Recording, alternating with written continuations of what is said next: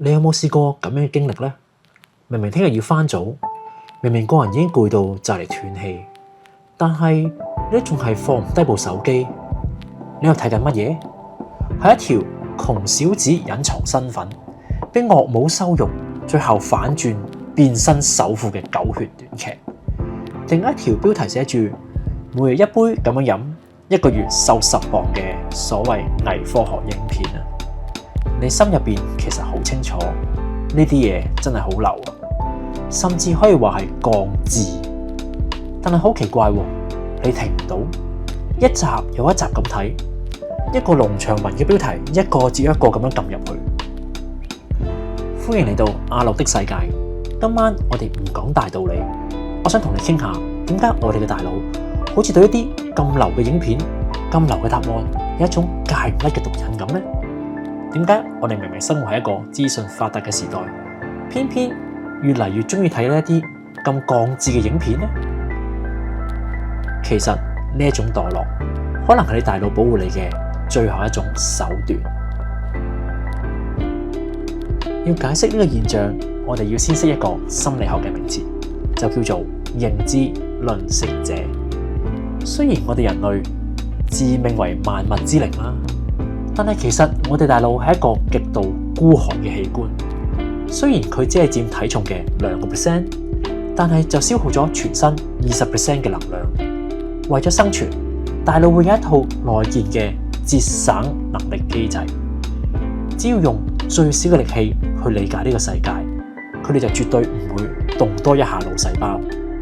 你諗下，現實生活係幾咁複雜？點解我咁努力，但係都買唔起樓？呢個問題牽涉到好多嘢啦，地緣政治啊、經濟周期、我嘅社會階級，甚至係運作咗幾十年嘅資本主義結構。要思考呢啲，大腦覺得哇太辛苦啦，能量消耗太快。但係咧，如果你俾一啲狗血劇佢睇咧，哇發達啦，因為主角身邊有個衰人咯，主角就反擊，問題就解決晒噶啦。而一啲偽科學嘅影片都係一樣道理。點解我會病？真正嘅答案，醫學家會話俾你聽，係因為基因啦、環境、你嘅生活習慣，太複雜啦呢啲嘢。但係反而咧，呢啲偽科學片就會點講啊？哦，因為你條腸有毒啊嘛，飲水咪排毒咯。呢啲簡單到極致，又充滿咗因果報應啦，或者一招致勝嘅邏輯，對於我哋大腦嚟講，簡直就係一場免費嘅按摩啊！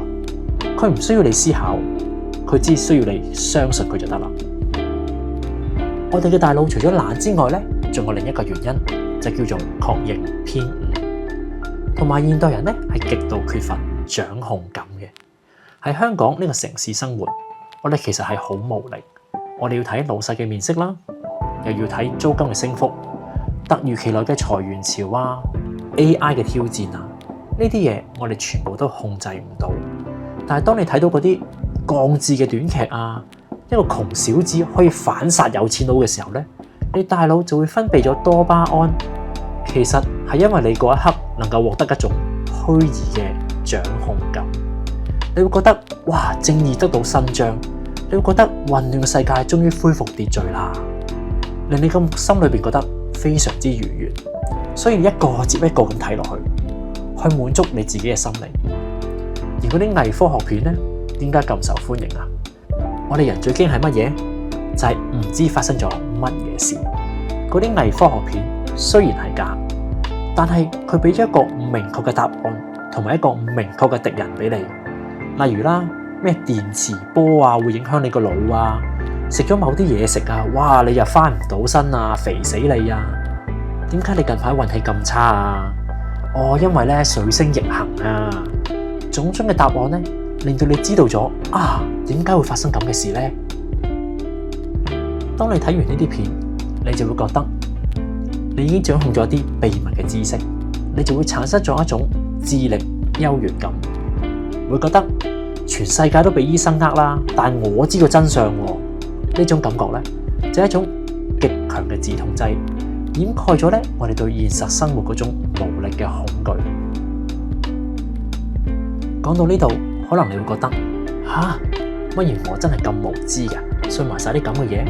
我咪應該去尋求真相啊，睇啲有深度啲嘅嘢啊。但係真相呢，往往係沉悶嘅。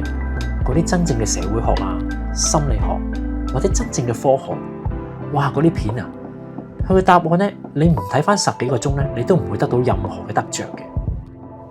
你放咗工已經好攰啦，唔通仲要睇一啲世界時事啊、社會全球金融體系嘅結構啊呢啲片咩？所以我唔會怪你中意睇啲狗血劇，亦都唔會笑你相信埋啲偽科學，因為呢啲嘢正正就係我哋現實生活中最需要嘅精神快餐。雖然冇營養，但係當你最肚餓、想得到開心嘅時候、無力嘅時候，佢就會俾咗你幾分鐘嘅快樂、幾分鐘嘅心理飽腹感。你要明白，你生活得咁攰，唔係因為你唔長進，唔係因為你智商低，係因為呢個社會嘅運作機制逼到我哋每個人都變成咗認知吝嗇者。我哋嘅能量已經用晒喺生存嗰度啦。我哋有時間嘅時候，當然想尋求一啲快樂啦。我哋再冇餘力去應付一啲沉悶啦而又複雜嘅真相。所以喺下一次，當你發現自己又沉迷睇啲狗血短劇啊、偽科學影片嘅時候呢，你唔需要覺得自己有問題。你可以對自己講：原來我大腦而家真係太攰啦，去想一啲簡單而又快慰嘅答案，去感受一下，去休息一下。我哋冇辦法唔承認真相係沉悶嘅，承認人生裏邊係充滿咗好多無解嘅複雜性，呢個先係真正強大嘅開始。我哋唔需要生活得尋根究底，有時容許下自己喺啲狗血劇嗰度逃避一下，喺啲偽科學嗰度揾翻少少假想嘅掌控感，其實都係一種自救。只要你記得睇完之後深呼吸一下，繼續面對呢一個真實嘅世界。講到呢度，我都想聽下大家，你哋有中意睇啲乜嘢狗血劇，中意睇啲咩偽科學影片呢？歡迎喺下邊分享俾我聽。如果大家中意我影片，當然就要 like、share 同埋訂閱我嘅 channel。我係阿路，希望你喺複雜嘅世界入邊揾到一個簡簡單單屬於你嘅避難所。下集見，拜拜。